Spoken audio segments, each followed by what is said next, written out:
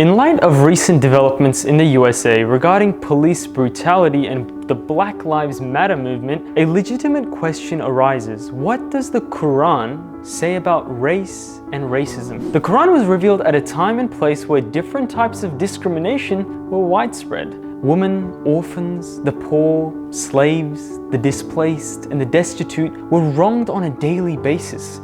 All this was done in the name of tradition. The powerful oppressed the weak, and the power came from wealth and lineage. The Quran changed the way people were thinking. According to its message, people were equal in value as far as their biological or racial differences were concerned. This change did not come easily, of course. To lift harmful customs and laws requires a lot of effort and strife for many years. This is because it is not easy to change people's way of thinking, their value system, and the way they view themselves and others. By addressing the hearts and the minds of its audience, the Quran proclaims its truth about the value of being human and the meaning of difference. The difference in physical appearance and language show God's creative power, but does not refer to any type of superiority among people.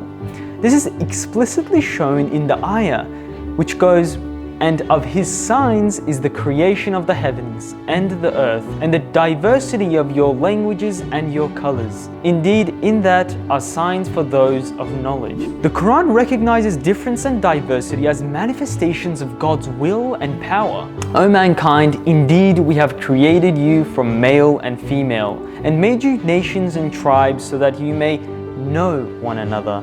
Indeed, the most noble of you in the sight of Allah is the most righteous of you. Indeed, Allah is all-knowing and aware." In this verse, God explains to us that our diversity should spike our curiosity because it is an amazing manifestation of God's creation. Once again, our diversity should spike our curiosity. Just let that sink in, please. Naturally, this curiosity must bring the desire to know one another.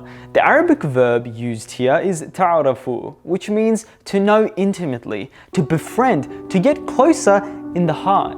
This verse also rejects any kind of hierarchy or superiority based on gender, race, or ethnicity. Rather, it emphasizes the common origin of humanity from one male and female, and the brother and sisterhood that must stem from it. If there was to be a difference worthy of praise between two individuals, that would be in piety, which is not a state that a person is born into, but it is reached with much effort. Piety or righteousness is a state of the heart, known truly only by God and not by people. That is why the verse ends with the reminder that God is all-knowing and aware. God says that people's superiority can only stem from their piety and good actions, not by race or ethnicity. The Quran does not stop here though. After making the origin and purpose of difference clear, the Quran warns that God will not tolerate transgression and discrimination of any kind.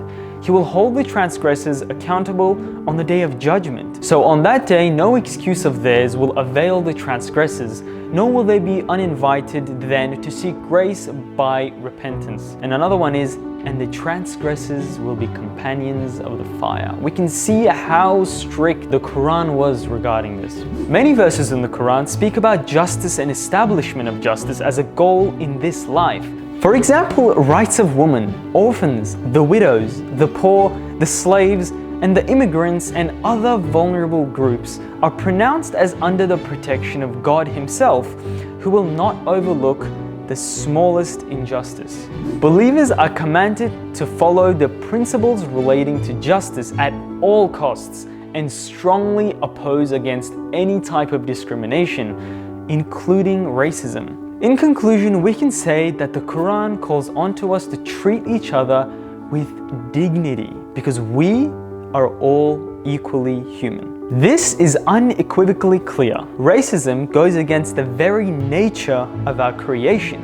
Based on the principles of equality, humans were designed to reflect. We need to stand against racism and oppose those who promote it. So let's overlook our differences and work together to be a harmonious society for our future generations.